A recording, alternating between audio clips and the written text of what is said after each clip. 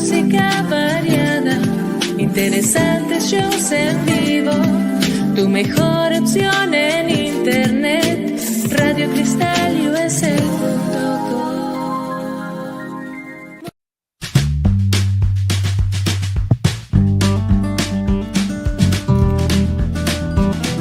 Hi, bienvenidos a mi show. Welcome to Catching Up with Claudia. Now, ojalá que se puedan quedar hasta el final para que puedan escuchar lo que va a compartir mi invitada o mi invitado. Así es que no se les olvide también de seguirnos por las redes sociales. Estamos en todas las plataformas. Hasta luego.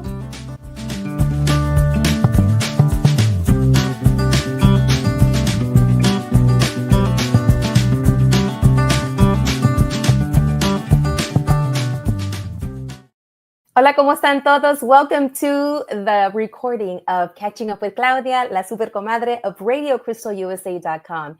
And I'm super excited to be here because I need this. I need to be here because this is what feeds my soul. There's a lot of things that I do, of course, but this is something that really helps me to stay positive, to stay uplifted, to stay sane. Because right now, the backdrop of what's going on in this nation has affected me a bit. But I'm holding on to, of course, hope. I'm holding on to what I can do for me and for my girls. Because I have two teenage girls that, you know, are doing their thing, are growing. And I just want to make sure that everything's going to be okay when they get older and then when they move out and about in this world on their own. But I'm here and I am excited. I'm breathing. I am sharing. I am uplifting other stories because that's what this is about. You don't often see a lot of positive stories about people that look like me, that have Spanish surnames like Macias or Garcia or Quesada. You know, usually in the media right now, you know, what we're seeing is what I am feeling and what I am observing is pretty much an assault on people that look like me. And it really touches me because I am a product of my grandparents who came over to this great nation to make a better life for themselves, which resulted in making a life that created me and my brother and a path for my girls. And so I'm going to hold on to those stories. I'm going to hold on to the greatness of what we have and what we bring. And, you know, and I don't even want to say the word bring because we've always been here. You know, we were always here. And I come from a line of people that were already here on this great land before it was, quote unquote, discovered. We were already here. So I'm going to hold on to that. I'm going to remember that. I'm going to share that with my girls because I want them to remember that any door that they walk through, whether it's work or school or organizations out there that they want to join or wherever they go, I want them to remember that any door that they walk through, they belong in that room.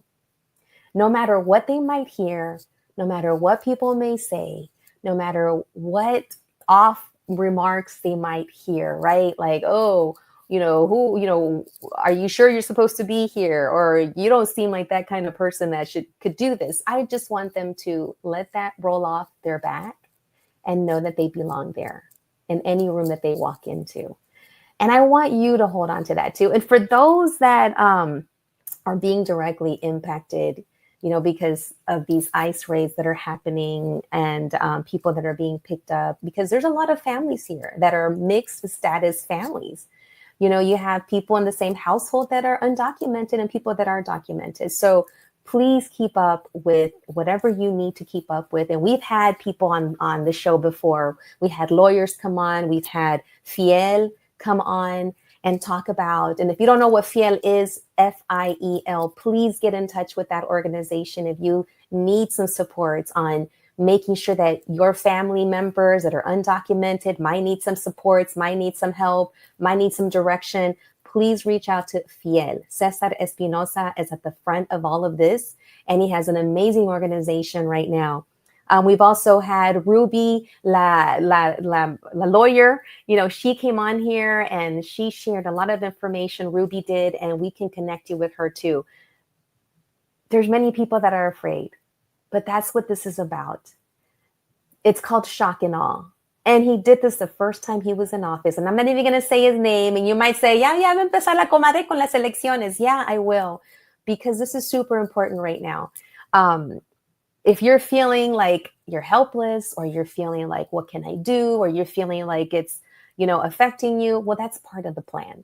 They want you to feel that. So one thing that I have heard from my comadres and my friends and family is, pray, prepare, meditate, make sure you're taking care of yourself, build your community, surround yourself with people, family, friends, do continue living life, but at the same time, find a way to resist what's going on.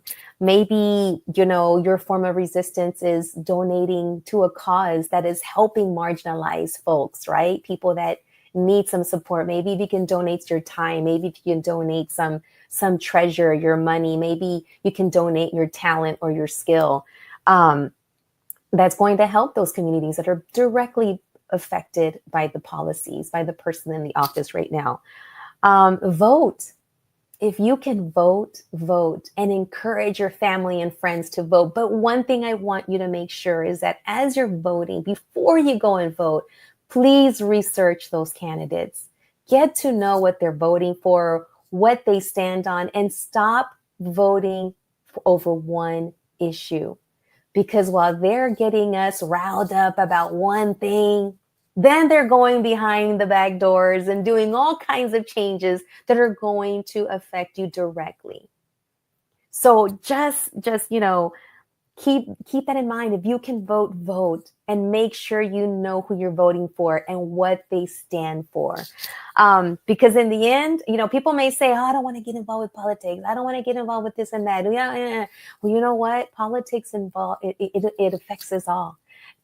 Politics is everything. From the water you drink, I always say this, from the water that comes out of your faucet, politics had something to do with that, because if not, we'd be drinking some nasty water out of the bayou, right? So somewhere along the way, we had to make sure we had clean or somewhat clean water coming out of our faucet so we can drink. If you have kids, you have, nephews, like how those going to school, a public school, politics is involved. Because whatever happens in those schoolrooms, the kind of curriculum that happens, it is directly impacted by the people that get voted in. So yes, politics is involved. The food you eat, you want to eat something fresh, something good, something healthy. You want to go to the store and be able to buy a gallon of milk that you're able to drink without getting sick.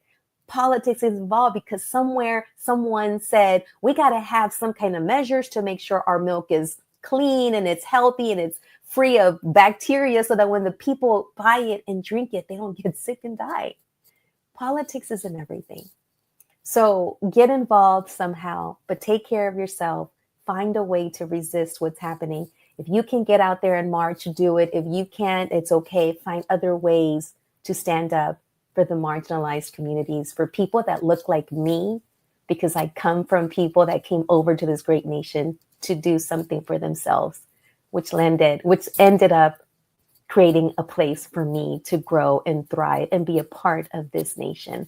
All right, so let's get going, because again, I just want to share real quick, and my comadre Liliana, who is on los controles, muchas gracias por tener esta plataforma de RadioCristalUSA.com, and I'm going to go in English and Spanish, but I want you to bring up a little potato, because this has been helping me. I have a friend who invited me. We sat down and we touched base. And this is, again, I want you to remember, build community and find those people. She gave me this little potato when I needed it the most.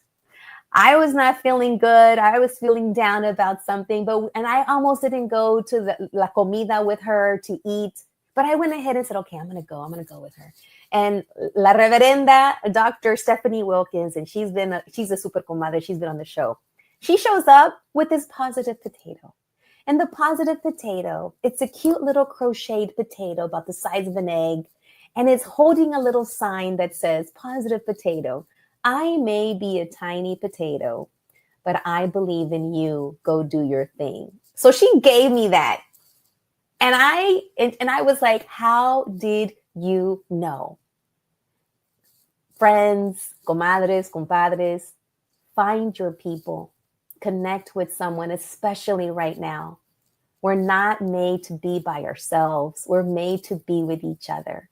And in times like this, when we're seeing people that look like me getting separated, getting put on planes and sent across the world somewhere else, getting questioned, and not even given a chance to defend themselves, right now we need to make sure that we connect with people that get you. And Stephanie showed up and she knew that I needed that. And I want to say thank you to my comadre Stephanie for giving me that positive potato. Now I turned around and bought some potatoes and gave my girls their own positive potato because I want them to believe in themselves.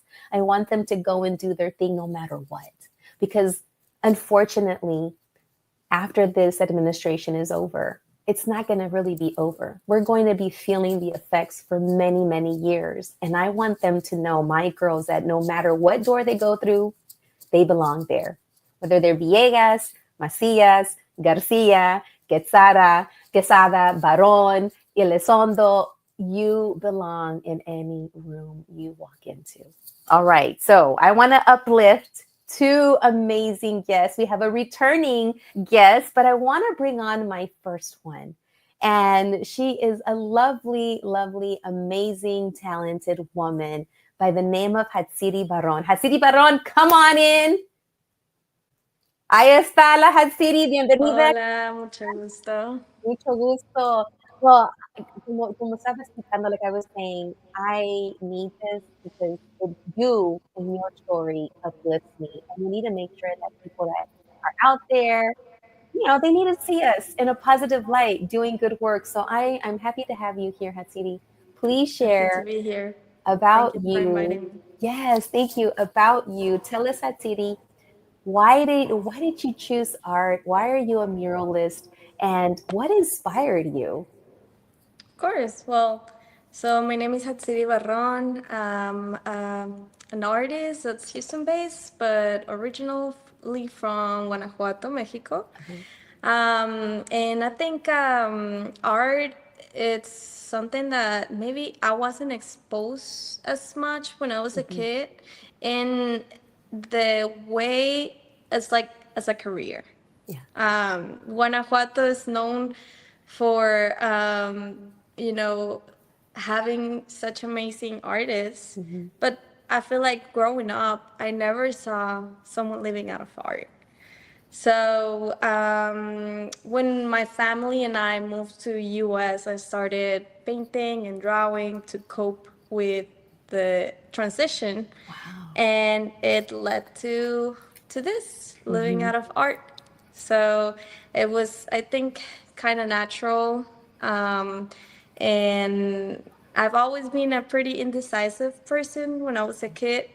I was in all type of sports. I wanted to be something different every 3 months until I found art. And so I remember telling my parents, I want to be an artist. And they were like, oh, sure, that's amazing. But then once like they saw that I was serious, they were like, oh my God, no, here, there's these other careers that you can try. Like, how are you going to be an artist? Like, they were so scared. And but I've always been like, once I like something, I commit. Yes. What a beautiful story, because I want to go back to, you were painting to cope the transition from moving. Yes. What were some of those first, I guess, works looking like when you were? I'm curious, like what were you producing? Because I always talk about art being therapy. Yeah. What was that like? What were you Yeah. creating? Well, actually, I feel like also because I come from Mexico, and especially my family, there's um, not a big tradition of like going to therapy. Yeah. And so we also didn't have many resources back then. It was a kind of chaotic transition. I'm the oldest of three, and my siblings were like really young still, and my mom in that time was facing some depression and stuff. So I didn't really feel like I could express Yeah. verbally, or like I could show like any like stress or like sadness or anything like that. And so it was truly through drawing. That's how I started. That I was able to like express all of that and have a voice and relax. So yeah, it was my therapy, Yeah. and it helped a lot because it gives you an introspection. It makes you understand how you're feeling and let it out in a Yeah. way that's not damaging your body. Absolutely. I think that is such great, powerful information and messaging, especially like you said, we're still having to destigmatize that it's okay to say we're not okay, especially in the Latino Spanish speaking community. That, I remember growing up too, listening to my tías talking about other tías. Ay, eso es porque está mala de los nervios. O está yendo pues tú sabes, hablar con un doctor porque está mala de la cabeza. Things like that. And then, Yeah, it's a you know, stigma. it is, but to be okay, not being okay is actually my journey as well.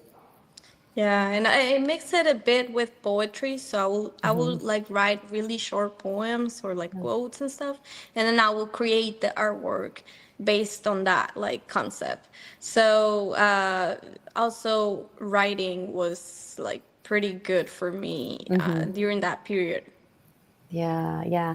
Now I'm going to take you forward. Let's go. We went Exactly. back. We're going to go back to when you said to your parents, like you were in sports, you were trying something different. When you're little, you want to try everything, and you want to be this, you want to be that. Then you finally said, okay, you tell your parents, like, this is what I want to do. And then they were trying to, like, no, maybe something else. what Yeah. at what point, because I think this is really great, powerful information too for parents that might be listening. Like, it's super important to tune into your kids, right? Even though you don't want them to do certain things. But at what point, what was it that maybe convinced your parents, or that they're like, oh, okay, we're gonna, she's serious about this? Is this something you did, something you produced, that you got paid? What was that turning point for them? So I started as a full-time artist 5 years ago, right before the pandemic. Okay. And by that time, my mom was like so scared because I signed to get my first art studio. Yeah. And so that meant like I will have to pay a rent every month. Yeah. And I quit my other job that I had. I was a server back then because I was still in college. And I was like, well, I'm still living with my parents. I have their support. I feel Yeah. like this is the time to make mistakes. Yeah, absolutely. If it's not gonna work out, like at least I tried. Yeah. And so I signed without even telling them. I'm like, Oops. yeah, I don't care. I'm gonna do it anyway. Yeah. I Yeah. can do it. And my mom, oh God, she was really afraid. But I feel like it was them seeing me actually make money out of art month by month during a pandemic. Wow. So I didn't know that it was gonna get this bad. And so I'm located in StreamYard. So for those of you that don't know about StreamYard, it's a creative campus. It's located in the Lower Heights here in Houston, and we have an approx of 5 buildings of only art studios, and it's one of the biggest creative campus in the nation. Yes. And so we always have 2 events every month that we're open for every second Saturday, which is going to be this Saturday, and third Saturday from 12 to 5, all the artists in the campus open. So people visit, they come, they shop, or they just come to enjoy the art. And right when I started my first event, I still remember the Friday before. It was when all the events in Texas got canceled. Wow, that was like what, March of 2020? Yes, like March, Yeah, 20, April. yeah. And I was like, I didn't know if I was gonna Oh, cry or laugh oh because my I gosh. was like, I can't believe it. Oh, But that really like trained me. I feel mhm. like it burned the bridge back to like, Mm, if it doesn't work, I'll just go back to like, being a server for now while I get yeah. another job because I also lost my other job. So Mm, mhm. there was no plan B. I had to Yeah, make it work. yeah. And I am not a person that when she starts something, she gives up or like anything like that. So it was them seeing that, I guess, perseverance um, that convinced them that I was not going to leave it. Yeah, yeah, yeah, yeah. You know, that takes me back to being just like this, you and I, being in education, trying to chase down kids, and then even being at home with my kids. And you just took me back to a time where I'm like, wow, it's only been what, 4 years, we're in 2025, 5 years ago, right? Yeah. About 4 or 5 years ago. And for you to just keep at it and to continue and to say, I'm going to do this, I'm going to make it work. Where did you draw your strength from? Who did you turn to? What was it that kept you moving and going towards that goal during that time?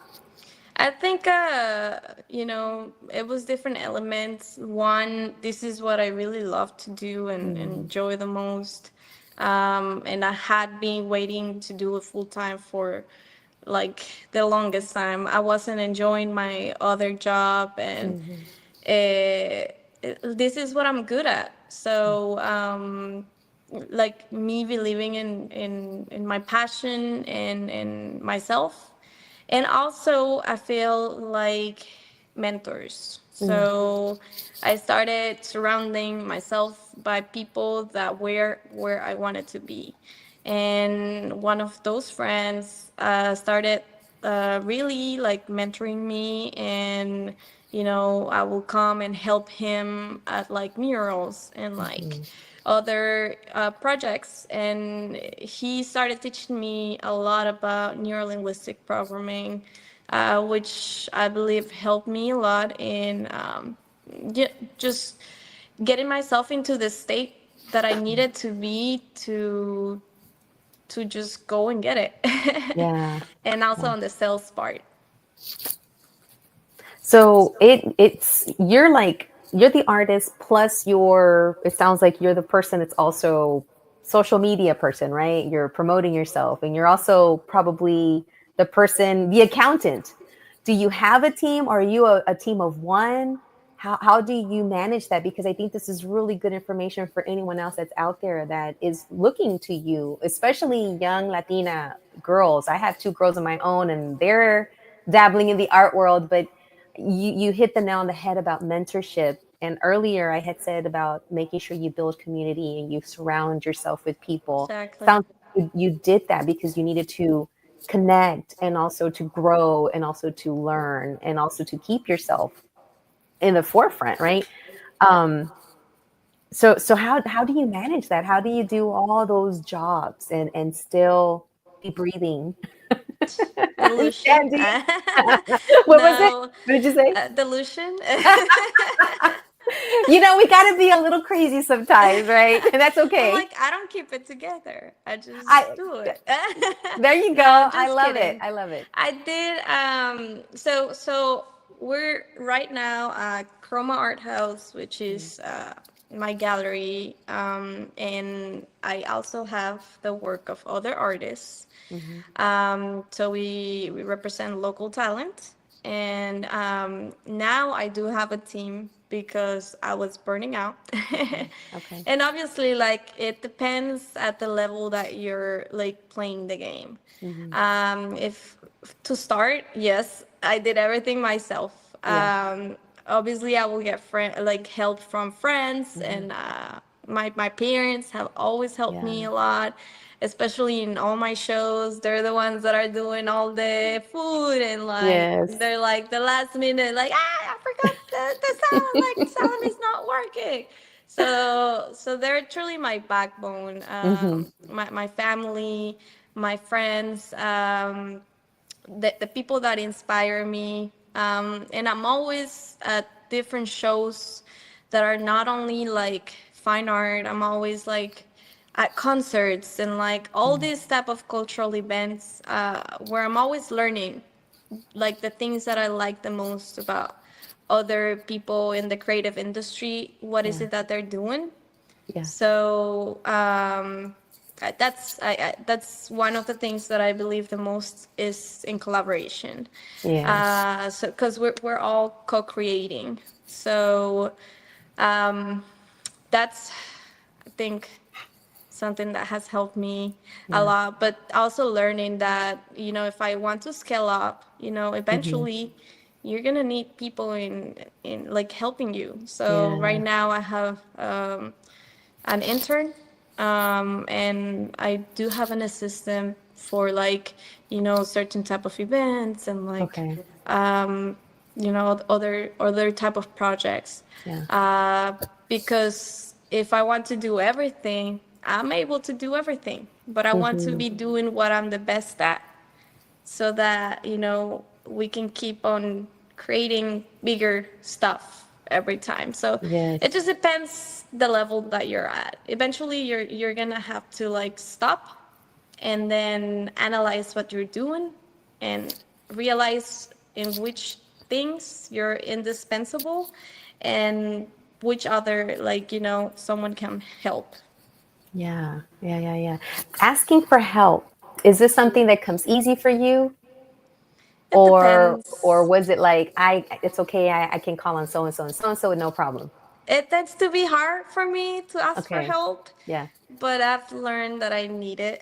Yeah. Yeah. So, like asking for help in terms of like, oh, like give me some feedback in my artwork, Mm-hmm. or like I'm Mm-hmm. kind of stuck, or I don't have any problem. I Yeah. always do it.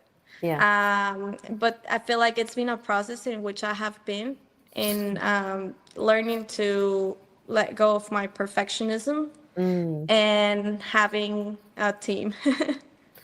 Because that's your baby, your Yes. place, your studio, your vision. It's like you want to find the people, right? And say that you can trust, and let go. Like you said, I wrote that down. Let go of perfectionism, because we all have a certain way that we see things, and it's like I understand that, letting go. I'm going to ask you this about your art process as one of our final questions before I want you to share again your events. And don't go at the end, because I want you to stick around, because we're going to take a group picture. Okay. But your process for creating art. Do you make art for others, or do you make it for you? Or is it a combination? That's a good question. Uh-huh. I feel like I make art for other people, thinking about what I needed or what I need in the future, to like get to where either I want to be at Yeah. or be the person that I needed when I was a kid, When you were a or kid. when I just got to US. Yeah. So it is thinking of how I was feeling, or Mm. the things that inspire me, but I definitely think a lot about community all the time. Yeah. Yeah. And then, and I just want to share with the listening audience and viewing audience that all of the folks that we have here on the station, these are our own opinions. They do not reflect the station. So, I think that's just important to say, is that this is our platform. This is our place to share and to promote. And this is what I wanted you to do. I want people to see people like you, Hatsiri Baron, doing making your dreams come true. And in doing so, you are creating pathways for other girls, for other young ladies, for other women, for other Latinos, Latinas, Latinx. I myself have my daughter, and when she started sharing her work, feedback was really hard for her. She's only like in the 10th grade going into the 11th grade, but 9th grade at the high school where she's at, which is very competitive, it was really hard for her. But now at the end of 9th grade and the end of 10th grade, now she's like, oh, okay. I can take it. Yes. Yes. And I watched her grow so much. And for her, I want her to get to know you. You've met my younger one potentially because there was an event there at your space and my younger one volunteered with Nuestra Palabra and Tony Diaz. Oh, okay, yes. La chiquita es Pilar, but my oldest one, Citlali, is the one in the art, that's a visual artist. And so if you had a chance to sit with her, and you will, what words of advice would you have for a budding artist who, still sometimes feels like she's not good enough, but then I tell her, you belong there, you do great. But that's a real I don't know what that feels like, but you've been in that seat at her age, as a 16, 17-year-old, what would you tell her? Well, I will tell her that if she has a talent, I truly believe that talents are God-given, and that they are given for a reason. So it is normal to be shy. If I'm being honest, I don't really like interviews. I don't really like to be the focus of attention. I don't like none of that since I was a kid. And it's been really hard for me to let go of that part of myself that was on the way of me getting to, my passion and to my message, which I think that's the most important. If you truly believe in what you want to be or what you have to, lo que puedes aportar al mundo, Sí. what you can give to the world, it's almost like a responsibility. Talent comes with responsibility. So if we stop thinking about ourselves, but about like the reason of why we have this talent, I think it becomes easier because we're not so self-absorbed. We know what's the end goal, and to just enjoy what she's doing, to be present, and to connect, to just be herself, to know herself, because art, it's so personal, and I feel like, or I've had a lot of clients that have bought a piece, not only because they love the piece, but also because they really like me. Yeah. So, It's that connection. Yes. The relationship. Yeah. Yeah. So just share what you have. All right. I will share this with her, and one day I would love to take her, maybe when the next time because we gotta do part 2, is record from your studio, maybe have her come with me, and maybe she could be the one to interview you. I don't know. Of course. Yeah. You know where to find me. I know. But I want to say thank you so much. And for those that are listening and watching, please go check Hatsiri's work at www.hatsiribarron.com.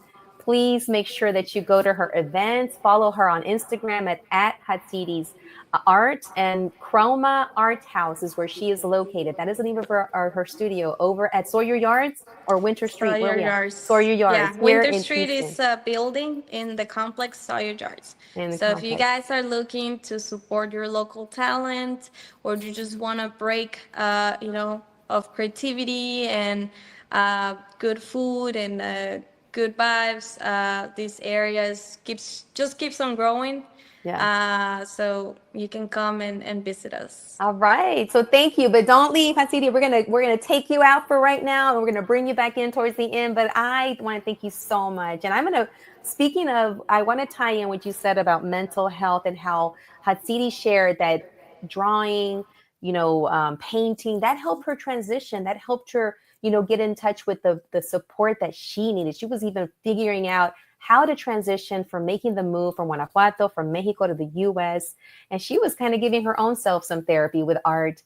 But I want to bring someone else that's connected to therapy and to mental health awareness. And because this is June, and June is the month of mental health awareness. So I want to bring on an amazing artist too, a muralist artist, visual artist, and also model and acting, is Angel Quesada. Come on, boo. Where are you? There he is. Hey, welcome. All right. Hi. How's it going? Well, hello there. Well, hello.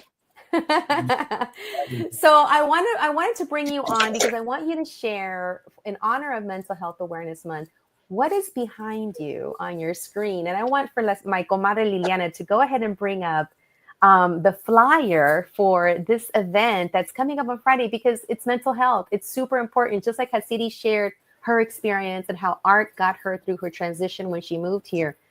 What is coming up for men in honor of men's mental health awareness? What's going on this Friday? Pues sí, aquí estamos. I was invited as an honoree because of my art and my story having to do with injury and going past that to recover my health and just share my story. So I'll be a part of this workshop on June 14th from 6 to 8 p.m. On a panel of other artist honorees that will be sharing our stories with the public. Stories about brotherhood and belonging, and also stories about how we overcame the struggles of injuries, and in my case, it was through my craft that I incurred an injury to my neck, and I had a repetitive stress injury that I couldn't even wash my own clothes or drive a car, simple things, which was so frustrating. And through Tai Chi, I helped my body to heal and learned how to be coordinated and how to respect my body, really. And that's really opened a lot of doors for me in the avenues of healing, and to be able to articulate those things for others and bring it into my practice as an artist. So for me, art can be very personal and also very universal. And so I like to try to tie in all those things. So a career in music and in art, I injured myself from being not mindful, not paying attention to myself, being present in my body. And I think that Tai Chi helped me to gain that awareness and sensitivity and listening skills. So yeah, if you're free on Friday, which sometimes people are, at the Post, really fun, surrounded by plants at the Eden Cafe on the east side of the Post building, which was an old post office, the central post office downtown. And it's beautiful. You sit amongst all the plants and hear stories from these amazing folks. I think some celebrities will be there. And this is all leading up to, I believe it's June 21st, where it's going to be like a fashion show with swimwear. So that's why it's called Fashion and Fashion Fitness Swim. So there's mental health components focused on men's health, but then that's also tied to this fashion show, and I'll be there, and I'll have some artwork available, and just open for discussions with people. I just updated my website, and I added some of the Tai Chi practice together with my studio and my mural work. So yeah, 2 muralists in one show. I know, because, here's your website. And one of the things that like I said, when I was opening today is I do this show, yes, to uplift other stories, other journeys, events, resources, because especially right now we need it. I started this show during the current president that's in office right now. I started it when he came in office the first time, and it helped me get through those first 4 years. So, this is what fills my soul, what lights my fire, and what gives me hope is making sure that I have a platform that shares your story, that shares your love of art, that shares your Tai Chi practice, that shares Hatzidi's love and passion in her art, because we're going to need this. We're going to need community. We're going to need each other. We're going to need to make sure that we are helping each other, even if we're not there in person with each other, but just the idea that you are out there doing your thing for yourself that's also helping others, that Hatzidi's out there doing things for herself that's also touching others in a positive way. And we need this. We need art, like your tagline, art saves us, or what is it? Only art will save us. Art saves lives. And you and you and Hatzidi had a chance, y'all had a chance to work before, and just having you here, I just want to say thank you so much for bringing your light, for bringing your story, and for inviting folks to come out to soar your yards, come out and buy some art, enjoy the art, to come out to eat in Plant Company at the Post this Friday, and come and listen to some stories and take away community, take away strategies or tips or ideas that we're going to be okay. So and bring your story too, to be a part of the chorus, Yes, everyone's got a story. Mm-hmm. Yeah. What's really cool, you brought up this, we went last night to go hear the launch of this, and you brought up this really important point, which was that, yes, all these beautiful people, all these models, they have like some of the worst stories. It's like, whoa, you overcame that, and look how you look. Everybody assumes that everyone who is like looks all together has like everything figured out and everything is great, but there's some of the darkest stories that you're like, wow, you overcame that and you're still like shining your light. So I think it's super important, because we only see the shiny stuff on Instagram and on Reels and what have you, but there's always another story behind that story. And that's the messiness. Like, I can imagine you and Hatzidi painting, and after you're done painting, you got this big old mess, right? But you got this amazing piece, whether it's a wall or a mirror or a piece. People won't see the 40 plus hours. They'll just see the finished piece and absolutely look at it for 5 minutes or less. Yeah, and the story is not just a finished product. It's actually the journey of what you guys do to make this beautiful piece at the end. And I guess I kind of equated that last night to the panelists. It's like, wow, everybody here is in the modeling world or acting or both. And you wouldn't even see it. You wouldn't even know it until they share their story. And I think that's super important, especially for young kids that are watching, the Reels and the social media and the Instagram stories that they need to see. They need to see the messiness and the stories that are not so beautiful, that make a person at the end. But thank you so much. We're towards the end now, and I want to bring both of you on. Where is Hatzidi and Liliana Elizondo? ¿Dónde está mi super comadre Liliana? Muchas gracias por tener este show y todos los patrocinadores que nos están apoyando aquí en la radio de radiocristalusa.com.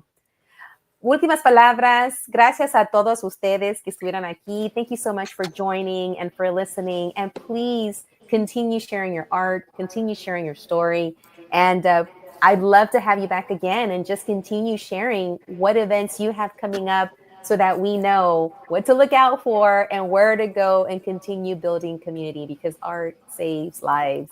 So final words, Hatzidi, to invite people. How can people follow you, connect with you? Let us know. Well, thank you for having me. You guys can find me on Instagram or social media as Jet Series Art. and my website is hatsiribarron.com. You can also follow my gallery, Chroma Art House, Chroma Houston, Kroma. And, I hope to host you here and for you to come and experience your local talent. Thank you so much. And all right. And also final words and invitations and how to find Angel Quesada, because I hear he has a new Instagram out too. And Comadre, could you show some of these pictures that he has for us? I think I shared them with you through Messenger. Let's see. So Angel's been working really hard behind the scenes. So let's bring up some of his work here. So here we go. How can we follow this new Instagram? Oh yeah, I started posting. I was like, man, I'm doing too much, so I have to reduce things. So I'm trying to compartmentalize. So I'm gonna start posting, my modeling and my acting pictures on Angel on Q, Angel ONCUE, Angel on Q, and then really try to only push my art on Art Kung Fu. So that's the goal. And then all right, winter out with the Tai Chi too, but for now 2 is enough. There you go. So if you could pull up that website, how can people follow you? Which website and connect with you? Yeah, just message me on the website or on Instagram, or reach out to Claudia. Or reach out to me. She's my stylist and agent. Yes, I do it all. So yeah, yes, thanks for having me always, and I'll see you soon. All right. And, so are we taking a picture? Yes, let's pose.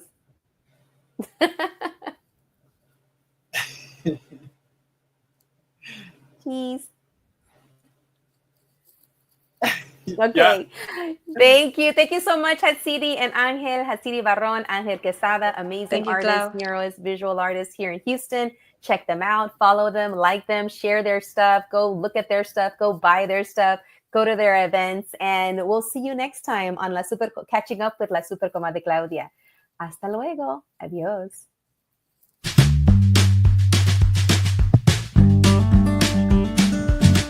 Gracias por haber estado aquí en el show Catching Up with Claudia. ¿Tan tan? ¿Ya terminamos? Ok, bye.